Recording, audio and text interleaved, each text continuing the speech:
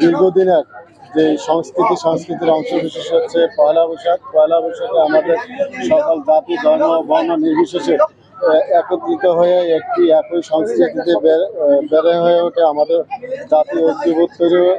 এখানে আমাদের দীর্ঘদিনের কালচার, এটা এই সংস্কৃতিকে বাদ দিয়ে একটি সভ্যতা গড়ে ওঠে না। এই সভ্যতার অংশ বিশেষেই পয়লা বৈশাখ, শুভ নববর্ষ, কুতুবদিয়াবাসীর সকলকে চমৎকার একটা প্রোগ্রাম হয়েছে। আমরা জানি যে আমাদের এই নববর্ষ বাংলা ইতিহাসের, আমাদের ইতিহাস এবং ঐতিহ্যের একটা অংশ। আমরা ছোটবেলায় শৈশবকালে আমরা যে পান্তা খাইতাম, আমরা শুকনো মরিচ পুরাই আলুর ভর্তা দিয়ে, এবং শৈশবকালে যে দুরন্তপনা, পুকুরে লাফ দিয়ে গোসল করা, এই জিনিসগুলো আমরা আজকে খুব মনে হচ্ছে। এবং এই ঐতিহ্য ইতিহাসটা আমাদের ধরে রাখতে হবে। এজন্য আমাদের বর্তমানে যে আমাদের বর্ষবরণ আনন্দ শোভাযাত্রা, এটাকে আমাদের প্রতিটি গ্রামে শহরে গঞ্জে ছড়িয়ে দিতে হবে, যাতে করে মানুষ তার সংস্কৃতি এবং তার কালচারটাকে ধারণ করে এ দেশকে এগিয়ে নিতে পারে।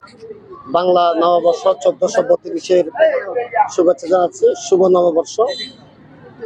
আর আমাদের উপজেলা প্রশাসন সকাল থেকে আমরা বর্ষবরণ এবং আনন্দ শোভাযাত্রা করেছি। সবাই খুবই আমরা শিক্ষার্থী, বিভিন্ন পেশাজীবী এবং সকলের সম্মিলিত অংশগ্রহণে আমরা জানি পুরাণের শিল্পে, পালা পার্বণের ঢাকে ডোলে, আউল বাউল নাচে, পুণ্যাহের সানায় রঞ্জিত বাংলাদেশ। যে আমাদের বাংলাদেশের যে হাজার বছরের ঐতিহ্য, এই আমাদের পহেলা বৈশাখ। এই বৈশাখে আমাদের যে বৈষম্য মুক্ত যে নতুন বাংলাদেশ, সেটার প্রত্যয়ে আজকে আমরা এই যে বর্ষবরণ, সবার জীবনে শান্তি বয়ে আনুক, কল্যাণ বয়ে আনুক।